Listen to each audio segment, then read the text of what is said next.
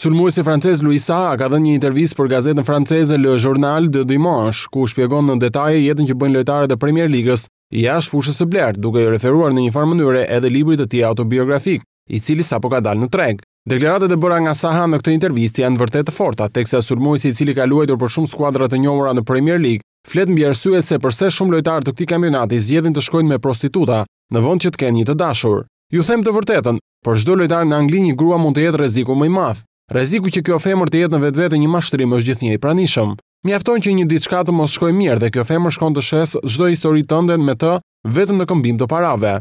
Mjafton pastaj që në këtë rast për pak sekonda të humbasësh kontrollin dhe më pas shprehesh keq në nivelin sportiv në fushën e lojës, u shpreh Louis Saha për gazetën franceze. Më tej sulmuesi që aktualisht luan për Tottenhamin ka pohuar. Është shumë e vështirë për futbollistët profesionistë të besojnë çdo gruaje, prandaj shumë lojtarë preferojnë të shkojnë me prostituta. Është pak a shumë si të kesh një garanci më tepër. Shpesh kampionët e rinj të futbollit dalin dhe dëfrehen me paratë e veta, por në këtë rast mund të ndeshesh me median dhe të djegësh karrierën.